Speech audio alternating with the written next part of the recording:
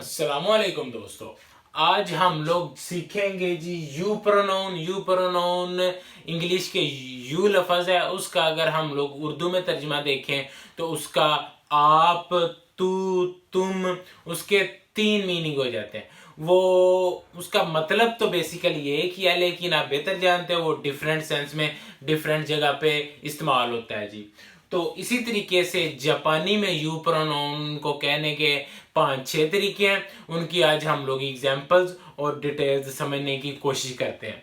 तो जी सबसे पहले है जी, मैं आपको बता दूं जी, जापानी में पोलाइट तरीके से आप किसी से, जब मुहज्जब तरीके से आप किसी से बात करना चाहते हैं, अच्छे तरीके से बात करना चाहते हैं, तो आप किसी को तुम या आप या तू नहीं कहते, आप किसी को उसके नाम से बुलाते हैं। मसलन नाम से कैसे बुलाते हैं जी? मसलन आपका दोस्त है उस्मान, आप उसे पूछना चाहते हैं कि क्या आपने खाना खा लिया है, तो आप कहेंगे जी, आप उसे जापानी में कहेंगे जी उस्मान ने खाना खा लिया है। मतलब जापानी में उस्मान वा गोहा थबेमाशिता का, उसका मतलब ये है जी, उस्मान को आप पूछ रहे हैं आप क्या आपने खाना खा लिया है, लेकिन उसकी जापानी ये होगी उस्मान व गोहा थबे मश्ता का। उधर आपकी जगह आप उस्मान का नाम इस्तेमाल करेंगे, जिससे आप बात कर रहे हैं उसका आप नाम इस्तेमाल करेंगे। उमर है, अली है, कोई भी आयशा है, फातिमा है, लड़की है, लड़का है, जो भी है उसका आप नाम इस्तेमाल करेंगे। उसके बाद आप उससे बात पूछेंगे, आपकी जगह उसका नाम। ये सबसे पोलाइट वे है। तो जी ये बेस्ट वे, आप कहीं भी दोस्त में भी आपसे छोटा है कोई आपसे बड़ा है, वो हर जगह पे आप इसको इस्तेमाल कर सकते हैं। ये सबसे बेहतरीन आसान हल यही है। उसके बाद ये जो है मैंने तरतीब से ये लिखे हुए हैं, सबसे ऊपर से रैंकिंग में जो सबसे पोलाइट से शुरू होता है और कह लें कि रूड होते जाते हैं लफ्ज। जैसे सबसे पहले है आप, जो है ज्यादा रिस्पेक्ट से बोलते हैं, तुम मुझसे कम है, तू उससे ज्यादा हार्ड हो जाता है, सबसे रूड तुम हो जाता है। उसी तरीके से ये मैंने जो है ये 4 लफ्ज लिखे हुए हैं। तो जी इनके हम लोग अभी इनके मीनिंग्स देख लेते हैं, अल्फाज की प्रोनाउंसिएशन देखते हैं। सबसे पहला लफ्ज है जी अनाता। अनाता का अगर लफ्जी मैंने मीनिंग लिया जाए तो ये तकरीबन आप ही बनता है, आपके नज़दीक नज़दीक होता है। ये इसको कहाँ इस्तेमाल किया जाता है? ये जो है लड़का जो है कह लें कि बॉयफ्रेंड गर्लफ्रेंड को भी कहती है जी, गर्लफ्रेंड बॉयफ्रेंड को भी कहती है अनाता, और बॉयफ्रेंड गर्लफ्रेंड को भी कहता है, और वाइफ हस्बैंड भी एक दूसरे को अनाता कहते हैं। तो लेकिन पहले जैसे मैंने आपको कहा, ज्यादा पोलाइट तरीका किसी को नाम से भी बुलाना है। वाइफ हस्बैंड भी एक दूसरे को नाम से बुलाते हैं। उसके साथ जी अनाता उसके नाम के बाद कह लेंगे सेकंड पे जो है पोलाइटनेस में आ जाता है अनाता। इसकी एग्जांपल ये है जी, आप अपना हस्बैंड वाइफ को कहता है जी क्यों बताए तेरे करा अनाता उनते हो, मतलब जी कि मैं आज थका हुआ हूं, तुम गाड़ी चलाओ। तो जी उसके बाद है जी किमी। किमी अनाता से थोड़ा सा रूड हो जाता है। ये किधर इस्तेमाल होता है? ये अपने से यंगर कोई, आप अपने से कह लें कि छोटे बच्चों से आप बात कर रहे हैं तब आप उन्हें किमी कह सकते हैं। और आप और गानों में ये इस्तेमाल होता है, शायरी में इस्तेमाल होता है किमी लफ्ज जो है। तो इसका मतलब भी आप ही होता है, लेकिन ये जो है वो अनाता से थोड़ा सा रूड हो जाता है। थोड़ा सा कह लें कि अपना आप ऊपर से नीचे की तरफ देख रहे होते हैं, अपने से लो लेवल कह लें, या लो लेवल या अपने से नीचे वाले लेवल से आप बात कर रहे हैं, तो ये कीमी हो जाता है। उसके बाद अंता है।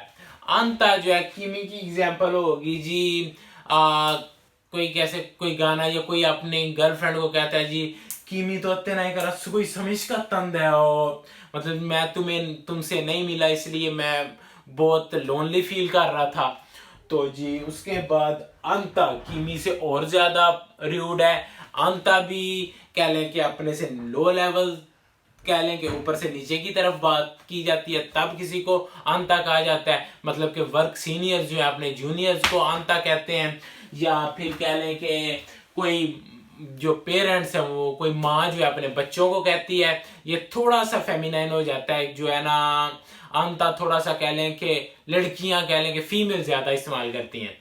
तो मतलब जी के कैसे कि कोई माँ अपने बच्चों को कहती है अंत मदा फुरो हाइते ना नो, जरा गुस्से से कहती है तुम अभी भी नहाए नहीं, अंत मदा फुरो हाइते ना नो। मतलब जी अनाता हो तो थोड़ा सा पोलाइट हो जाएगा, अंता जी थोड़ा सा आप गुस्से से जब बात कर रहे हैं या अपने से निचले लेवल पे बात कर रहे हैं तो अंता हो जाएगा। उसके बाद जी ओमाए, ओमाए इन सबसे ज्यादा र्यूड है, ये सबसे कह लें कि ज्यादा आप गुस्से में बात, जब इसका अगर तू अंता के साथ भी तू लगाया हुआ है और मैंने उमाय के साथ भी तू ही लगाया हुआ है, अगर इसका लफ्जी मतलब लगाया जाए तो वो तू के नजदीक आता है, लेकिन तू से भी ज्यादा र्यूड है उमाय जो है। तो कैसे जी उमाय कौन इस्तेमाल कहाँ होता है जी, वर्क सीनियर्स जो है उमाय इस्तेमाल करते हैं, फ्रेंड्स में उमाय कहा जाता है। जैसे मैंने पहले भी कई दफा कहा है, कितनी दफा कहा है जी, सबसे बेहतर हल है आप किसी को उसके नाम से बुलाएं, वो आपका दोस्त है, आपका जूनियर है, आपका सीनियर है, आप सबसे इजी हैं, आप रिलैक्स रहेंगे, आपके लिए बेहतर है। लेकिन जब आप ज़ाहिर है जब आप जापानी ज़्यादा सीखेंगे, आप ज़्यादा बारीकियां जानेंगे, तब आप उमाया अंता आपको पता चल जाएगा, इस जगह पे मैंने अंता इस्तेमाल करना है, इस जगह पे मैंने उमाया इस्तेमाल करना है। लेकिन आपको पता होना चाहिए अगर आपका कोई सीनियर या कोई आपको उमाया कहता है तो आपने भी उसे उमाया नहीं कहना। तो ये चीज़ें आपने ध्यान में रखनी है। तो जी उमाई की अगर एग्जाम्पल हो तो कोई अपना कह लें कि कोई सीनियर जो है वो अपने जूनियर से गुस्से में उमाय ओड़े हो नमे तेरे देशो, मतलब जी कि तू साले मुझे पागल समझ रहा है क्या, कि तू के साथ तू से और र्यूड उसके साथ कोई गाली लगा ले या तू से नेक्स्ट लेवल का जो है ना वो उमाय हो जाता है। तो जी आज हम लोगों ने कह लें कि ये 4 अल्फाज सीखे हैं।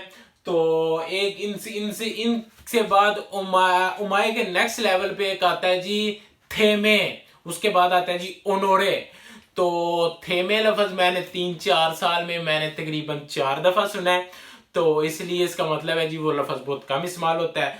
तो वो आप आपको इतनी ज्यादा जरूरत नहीं है, अगर आप जानना चाहते हैं तो आपको पता होना चाहिए कि उमाय से ज्यादा र्यूड जो है वो थेमे लफ्ज होता है। और उसके बाद आता है जी ओनोरे, ओनोरे लफ्ज है मैंने आज तक 4 साल में एक दफा भी नहीं सुना, मैंने सिर्फ पढ़ा हुआ है, तो इसलिए वो आपको ज़्यादा उन 2 अल्फाज को मैंने इसलिए नहीं लिखा जी, वो आपको सीखने के लिए इतने ज़्यादा ज़रूरी नहीं है। लेकिन जो भी इसकी बारीकी जानना चाहते हैं उनको ये पता होना चाहिए कि ये लेवल्स में उमाइक से नेक्स्ट जो है वो थेमे आता है और थेमे से ज़्यादा र्यूड जो है वो ओनोरे होता है।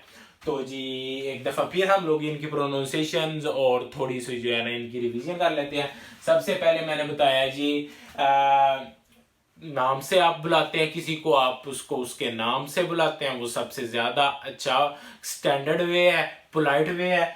नेक्स्ट लेवल आ जाता है जी अनाता, ये गर्लफ्रेंड बॉयफ्रेंड जो है यूज करते हैं, आप अपने से सेम लेवल के दोस्त को भी कह सकते हैं, लेकिन मैं रिकमेंड नहीं करता, आप नाम बुलाएं तो वही सबसे बेहतर है। उसके बाद कीमी, कीमी किधर इस्तेमाल होता है, अपने से यंगर जो है आपके उनसे यंगर चिल्ड्रन से, आपका छोटे बच्चों से आप चिल्ड्रन से बात कर रहे हैं उन्हें आप कीमी कह सकते हैं। आप कोई अपने कुत्ते से कोई अपने कह लें कि पेट से जब बात कर रहे थे उसे कीमी कहते हैं। और इनमें गानों में और पोएट्री में इस्तेमाल होता है कीमी। उसके बाद अंता आ जाता है, अंता कीमी से ज्यादा र्यूड होता है, थोड़े से गुस्से में जब कोई बात कर रहा होता है तब अंता आ जाता है। और उसके बाद जी आ जाता है उमाय, उमाय लफ्ज जो है ये मजाक में भी किसी को कहा जाता है, और दोस्त जो हैं वो नॉर्मल जो कह लेंगे फुल फ्री दोस्त हैं वो उमाय, एक दूसरे को उमाय उमाय भी कहते हैं। और उसके नेक्स्ट जो लेवल है वो जी थेमे और ओनोरे हैं, वो अगर आप जानना चाहते हैं याद रखना चाहते हैं रख लें, नहीं भी रखेंगे तो उसके जरूरी नहीं है। लेकिन इन चीज़ों का आपको पता होना चाहिए कि अगर आपको कोई उमाय या अंता या खीमी या अनाता कहते हैं तो आपको पता होना चाहिए कि वो किस सेंस में कह रहा है। और आज के लिए इतना ही, फिर हम लोग नेक्स्ट लेसन में मिलेंगे। अल्लाह हाफिज, ありがとうございました。またよろしくお願いします。